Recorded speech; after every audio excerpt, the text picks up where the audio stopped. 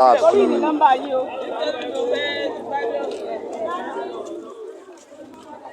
Edo kuti melese o.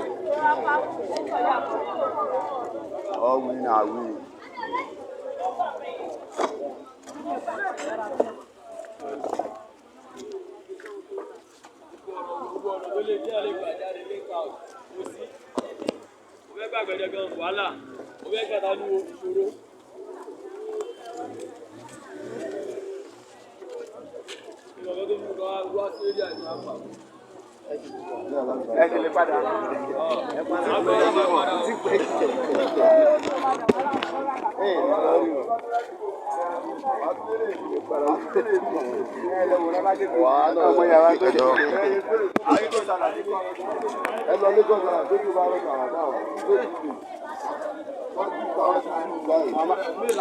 Sebo mi wá lólè tí yín bí báyìí.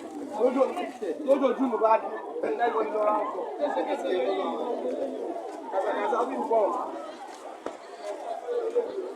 Ọmọ.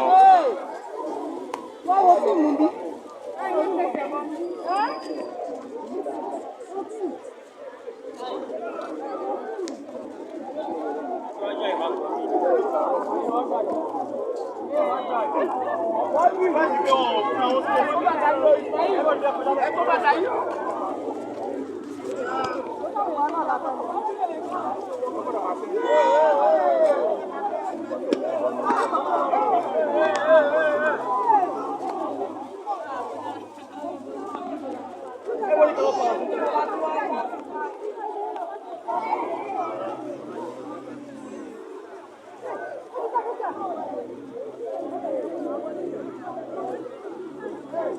Shawu road.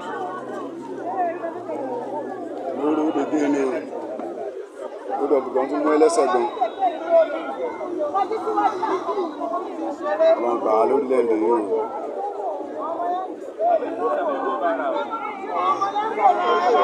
Ẹ jọ̀ọ́ o, ẹ ràn wá lọ́wọ́ ní Ṣàwù. Ẹ ṣàánú wa o. Look at those ordinary converts. A bid that's supposed to this supposed to have within 3 months. How many? Within 3 months, supposed to have How many meters? How many meters? Just to pass water. This problem. It's not flyover. This is just to pass the water. Of course now. For how many years? I came here 2 years ago. They started It is not even a river. It's just a canal. A canal. It's just a canal. Rope and let you not to look at church. Oh, you just gonna do Jesus walking on water.